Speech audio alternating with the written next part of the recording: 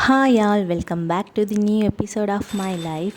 இது என்னோடய ஆர்டினரி டேஸை தான் கவர் பண்ணி நான் vlog-ஆ போட்டிருக்கேன்.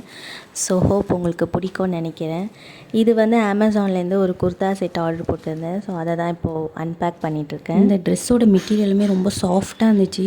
ஸோ குர்தாவும் சூப்பராக இருந்துச்சு. நைஸ். 10க்கு 9 கண்டிப்பாக கொடுக்கலாம். ஸோ அந்த மாதிரி நல்லாவே இருந்துச்சு இந்த குர்தா.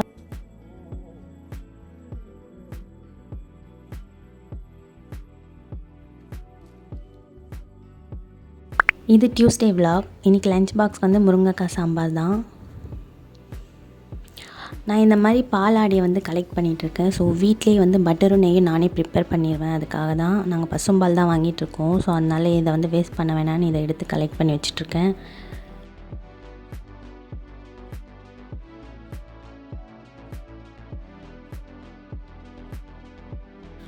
மார்னிங் அரிசி பருப்புலாம் கழுவுன தண்ணி வந்து வேஸ்ட் பண்ண மாட்டேன். இந்த மாதிரி பிளான்ட்ஸ்க்கு ஊற்றிடுவேன். ஸோ அந்த க்ரோத் நல்லாயிருக்கும். அதனால்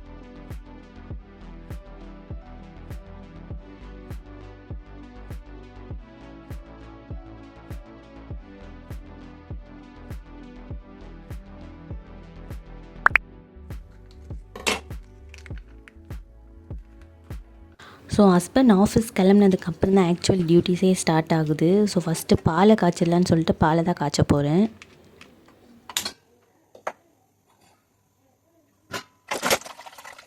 ஃபர்ஸ்ட் இந்த வெசல்ஸ்லாம் வாஷ் பண்ணி வச்சா ஒரு பெரிய வேலையே முடிஞ்ச மாதிரி.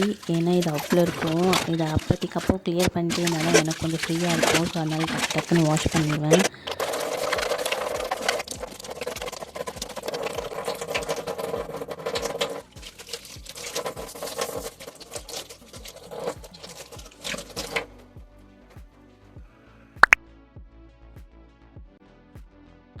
அண்ட் அதை முடித்ததுக்கப்புறம் நிறைய வாஷ் பண்ண கிளாத்ஸ்லாம் ஃபோல்ட் பண்ண வேண்டியது இருந்துச்சு. அதையும் பண்ணிவிட்டு எடுத்து வச்சாச்சு நீட்டாக.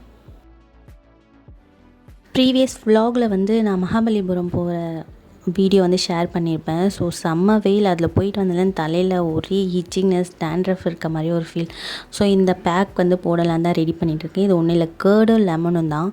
இதை நல்லா மிக்ஸ் பண்ணிவிட்டு ஒரு 1 hour போல் நம்ம தலையில் அப்ளை பண்ணிவிட்டு அப்படியே விட்டுறணும். ஸோ அது நல்லா தலையில் வந்து ஊறணும், அந்த அளவுக்கு விட்டுறணும்.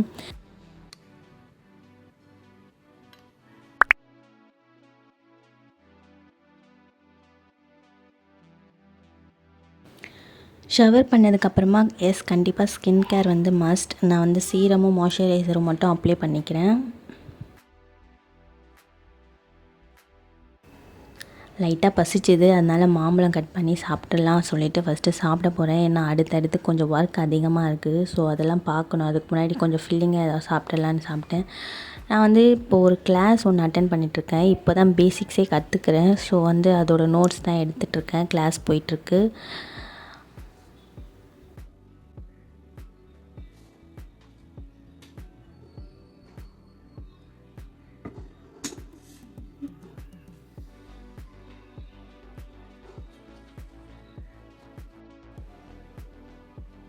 இது வந்து மீஷோலேருந்து ஒரு ஆர்டர் போட்டிருந்தேன். அதுதான் இன்றைக்கி ரிசீவ் ஆகிருந்துச்சு. இது வந்து ஒரு ஆர்கனைசர் தான். ஸோ அதுதான் இப்போ அன்பாக்ஸ் பண்ணிகிட்ருக்கேன்.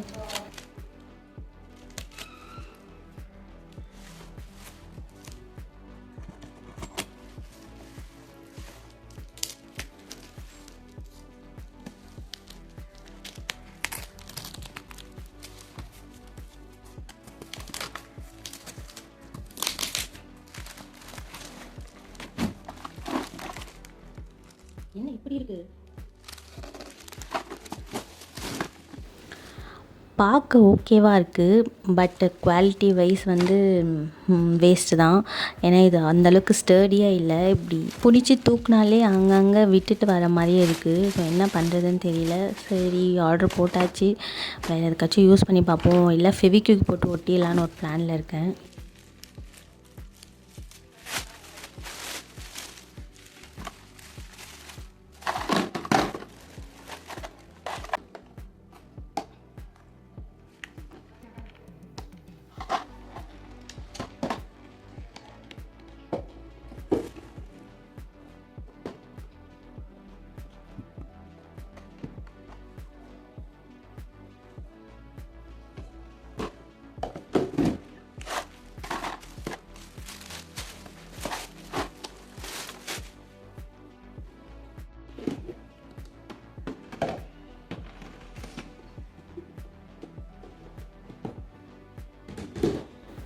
அதுதான் இப்போ செட் பண்ணிகிட்ருக்கேன். எல்லாமே ஓகே, பார்க்கல நல்லா இருக்குது, குவாலிட்டி தான் சரியில்லை.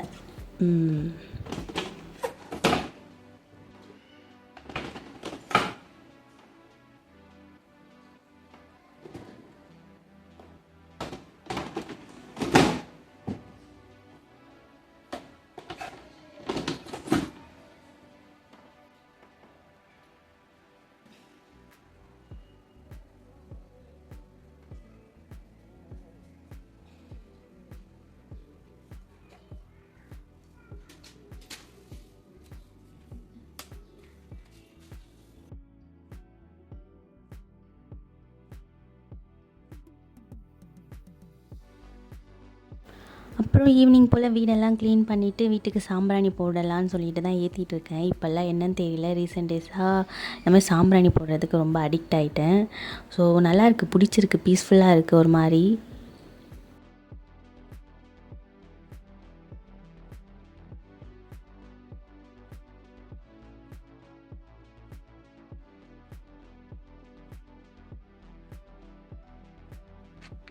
நைட் டின்னருக்கு வந்து இருக்க சாம்பாருக்கே பொட்டேட்டோ ஃப்ரை தான் பண்ண போகிறேன். அண்ட் ஒன்று ஷேர் பண்ணணும்னு நினைக்கிறேன். என்னென்னா, don't compare your kids ability. ஏன்னா வந்து நான் வந்து இப்போ தான் ரீசெண்ட் டேஸாக இந்த தப்பை பண்ணிகிட்ருக்கேன். ஸோ என் குழந்தை வந்து சரியாக சாப்பிட மாட்டாங்க. சரியாக சாப்பிடாட்டி நான் வந்து மற்ற குழந்தையோட கம்பேர் பண்ணுவேன். அந்த குழந்தை பாரு அழகாக சாப்பிடுது, நீ ஏன் இப்படி பண்ணிகிட்ருக்க அப்படின்னு சொல்லிட்டு. ஆக்சுவலாக இதுதான் இனிஷியல் ஸ்டேஜே நம்ம வந்து கம்பேரிசன் வந்து ஸ்டார்ட் பண்ணுறது. இது என்ன ஆகும்னா, அடுத்தடுத்த லெவலுக்கு அப்படியே ட்ராவல் பண்ணி போயிட்டே இருக்கும். இப்போ சாப்பிட்ற விஷயத்தில் ஸ்டார்ட் ஆகி அடுத்து வந்து அவங்க சேட்டை பண்ணுறது, அப்புறம் அவங்க ஸ்கூல் ஜாயின் பண்ணதுக்கப்புறம் படிக்கிறது, இந்த மாதிரி அந்த பையன் பாரு எப்படி படிக்கிறான், நீ ஏன் இப்படி பண்ணுற, அந்த குழந்தை பாரு சொல் பேச்சை கேட்குது, நீ இப்படி பண்ணுற, சேட்டை பண்ணுற, இப்படின்னு நம்ம ரொம்ப கம்பேர் பண்ணிகிட்டே இருப்போம். ஆக்சுவலாக இது ரொம்ப பெரிய தப்பு. இது அந்த கிட்ஸை ரொம்பவே பாதிக்கும், ரொம்பவே பாதிக்கும். மென்டலாக ஸ்டேபிளாக இருக்க மாட்டாங்க. ஆக்சுவலாக ஒவ்வொரு கிட்ஸுக்கும் ஒவ்வொரு எபிலிட்டி இருக்குது. அதை அவங்க போக்கில் நம்ம விட்டுட்டு அவங்களுக்கு எது வருதோ அதை கண்டுபிடிச்சி அதில் அவங்கள ஃபோக்கஸ்டாக வச்சுக்க தான் நம்ம பார்க்கணும்.